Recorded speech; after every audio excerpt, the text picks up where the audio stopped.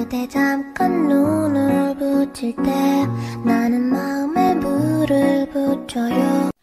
Hai guys, welcome back to my YouTube channel. Jumpa lagi di video reaction saya hari ini ya. Semoga semuanya selalu di dalam keadaan sehat walafiat.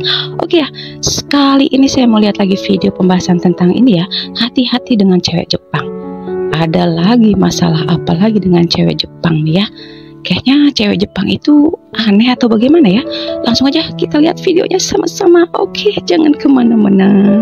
Hati-hati sama cewek Jepang. Jadi wah geng, ini cerita temanku yang baru jadian sama cewek Jepang sekitaran 2 bulanan katanya kemarin. Dan kebetulan ada mama orang Jepang juga usianya sekitar 50 tahunan sering dekati temanku dengan alasan dia pengen jodohin anaknya yang cewek yang masih sekolah SMA sama temanku ini. Pada awalnya sih temanku nganggapnya itu bercanda aja gitu. Tapi lama-kelamaan karena mama orang Jepang ini terus pepet temanku dengan kebaikan yang dia buat. Contohnya mama orang Jepang ini sering beliin makanan, bento, dan bahkan satu momen pernah temanku bilang kalau dia pengen makan KFC gitu. Nggak taunya diantar ke apartemen temanku. Gila nggak kebaikan mama ini. Jadi karena segitu baiknya temanku jadi merasa ya ini bisa aji mumpung kan, dimanfaatin aja gitu. Jadi singkat ceritanya, cewek temanku yang orang Jepang tadi tiba-tiba diam, gak mau bicara, tiba-tiba minder gitu sama temanku. Padahal 1 hari sebelumnya temanku sempat singgah ke apartemen ceweknya ini. Tapi nggak tahu tiba-tiba aja bisa ada kejadian seperti ini. Ya sontak aja temanku coba bertanya kan pada saat mereka kerja, dia coba datangi ceweknya ini, bertanya apa, kenapa gitu. Tapi nggak ada jawaban sama sekali. Sampai-sampai temanku pernah singgah 1 atau 2 kali gitu ke apartemen ceweknya ini. Dan di bel apartemennya sama sekali pintunya nggak dibuka dan nggak digubris, nggak ada respon sama sekali. Ya setelah kejadian itu temanku ngerasa ini kenapa gitu, kok bisa seperti ini, sampai-sampai bisa hubungan yang awalnya baik bisa jadi aneh gini gitu. Tapi itu pun temanku ya udah nganggapnya ya udahlah mungkin nggak jodoh gitu kan. Nggak lamanya, tiba-tiba orang kantor datang ke apartemen temanku dan bermaksud ingin memberitahu ke temanku kalau ceweknya orang Jepang ini bilang kalau dia merasa terganggu dengan kedatangan temanku tadi yang sering ngebel-ngebel apartemennya, sering dekatin dia pada saat bekerja. Orang kantor ini bilang kalau hal seperti ini adalah termasuk kasus sekuhara atau pelecehan seksual di Jepang. Sontak aja temanku yang terkejut dengan pernyataan seperti itu. Tapi syukurnya temanku pada saat itu langsung minta maaf kepada orang kantor. Dia bilang dia merasa bersalah, dia minta maaf karena melakukan hal seperti itu dan nggak akan mengulangi hal itu lagi. Jadi setelah temanku minta maaf seperti itu, orang kantornya juga bilang kalau jangan dekati lagi cewek Jepang ini. Lepas kejadian itu temanku juga udah jaga sikap dan ya bertindak lebih hati-hati lagi lah pada saat itu kan gitu. Tapi lama-kelamaan temanku baru tahu kalau ternyata ceweknya orang Jepang ini diancam sama mama orang Jepang tadi yang usianya 50 tahun itu supaya jangan dekatin lagi temanku ini. Karena sebenarnya mama orang Jepang ini bukan pengen menjodohkan anaknya yang cewek ini sama temanku. Ternyata mama orang Jepang ini suka sama temanku. Dan alhasil ketika temanku tahu tentang kejadian itu, dia seheran-herannya karena ada mama yang usianya 50 tahun sampai segitunya suka sama dia, sampai-sampai rela mengancam ceweknya orang Jepang ini supaya menjauh dari dia. Jadi setelah kejadian ini temanku ya gimana ya, udah nggak nyaman lagi di perusahaan itu sebenarnya gitu. Satu sisi ya karena dia kensusi atau pemagang kan nggak bisa pindah seperti pekerja yang lain. Nah pelajarannya Wak, buat kalian yang masih kensusi, hati-hati dengan kondisi seperti ini. Jangan gampang masuk masalah yang seperti ini. Karena apa? Ketika kita punya masalah di perusahaan pada saat kita masih kensusi atau pemagang di Jepang, itu akan ribet karena kita nggak bisa pindah kerja.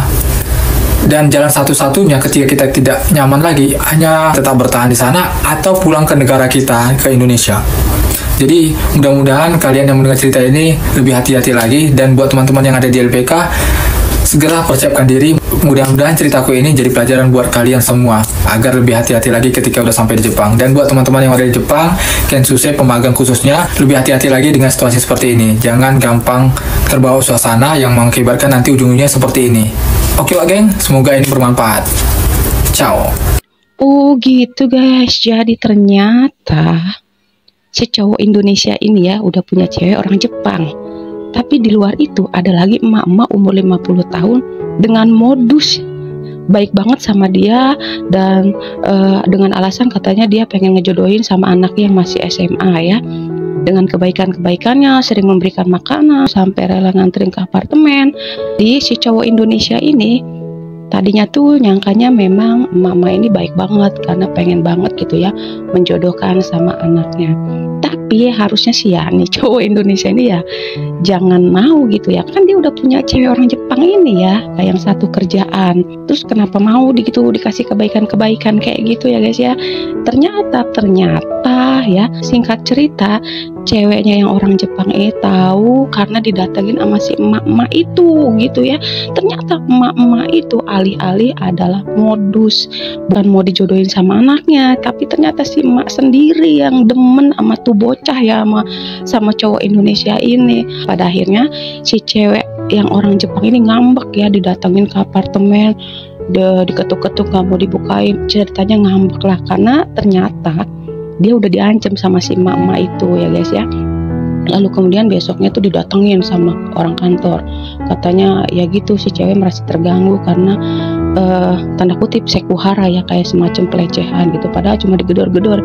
Biasalah ya kalau namanya orang pacaran itu kan ya pasti kalau belum ketemu masih penasaran, ini harus clear gitu masalahnya, jangan sampai ada salah paham gitu kan.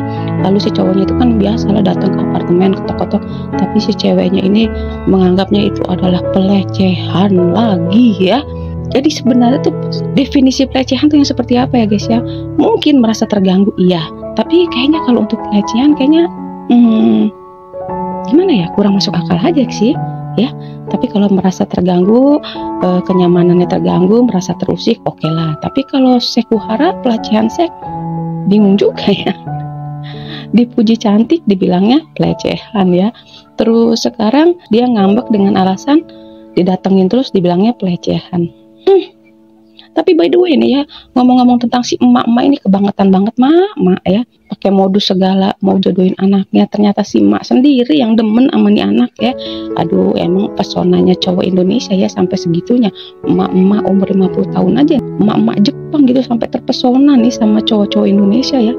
Tapi ya guys ya, harusnya jangan gitu ya guys ya, karena kan si cowok ini juga udah punya cewek gitu, harusnya ya jangan ngasih harapan ya. Berarti kan si cowok ini mau dong dijodohin sama anaknya si emak ini. Tadinya kan awalnya kan modusnya mau dijodohin tuh sama anaknya si emak yang 50 tahun ini kan, tapi ternyata enggak gitu. Nah pada akhirnya ya begitulah, mau di Indonesia, mau di Jepang, mau sama cewek Jepang, mau sama cewek Indonesia, intinya jangan kasih harapan ya guys ya. Jadi jangan PHP kalau bahasa gaulnya mah gitu ya, karena cewek itu nggak suka di PHP-in ya. Oke, kiranya sampai di sini dulu video reaction dari saya. Terima kasih banyak, jaga selalu kesehatan, sampai jumpa di video reaction selanjutnya. Salam.